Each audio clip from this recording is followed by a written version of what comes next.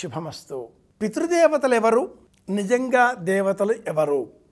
వారు వేరుగా ఉంటారా? దేవతలందరూ ఒక స్వర్గంలో ఉంటారా? వేరు లోకాలు ఉన్నాయా?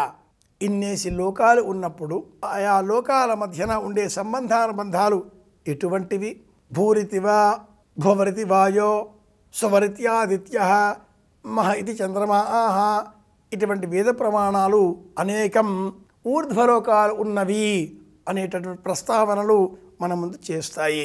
భూహు భువః శుభః మహః జనః తపః సత్యం అనే 7 లోకాలు ఊర్ధ్వలోకాలుగా శాస్త్రం అభివర్ణిస్తుంది.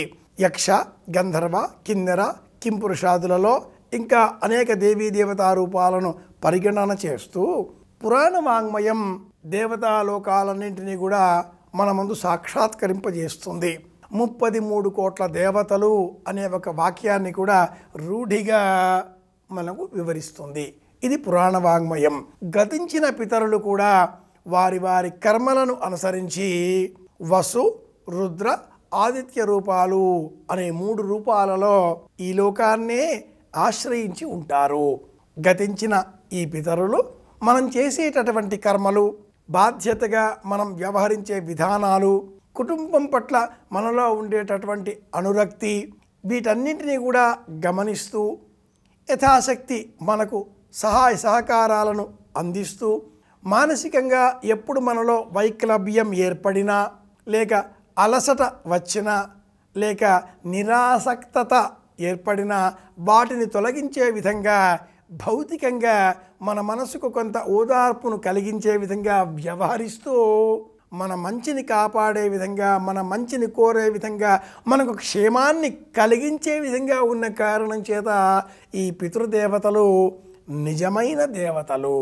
ఇక విష్ణువు, శివుడు ఇత్యాదిగా గల దేవతలు అగోచరమైన రూపాలలో కనిపించని ఒకే దైవరూపం, దైవం అనే దివ్యత్వ భావానికి పౌరాణిక వాంగ్మయం అందించిన వివిధ నామాలతో మనకు క్షేమం కలిగించేటటువంటి పరాశక్తిగా చైతన్య బ్రహ్మస్వరూపం ఒక్కటి అనేటటువంటి ప్రస్తావనను వేదం మన ముందు ఇలా తెలియజేస్తుంది.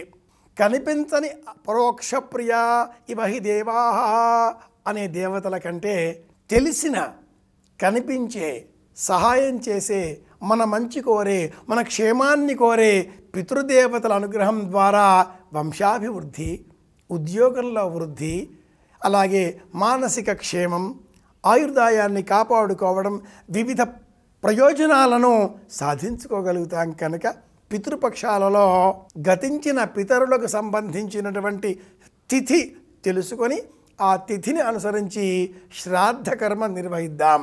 పెద్దల అనుగ్రహానికి పాత్రులం అవుదాం. మళ్ళీ రేపు కలుసుకుందాం. శుభమస్తు.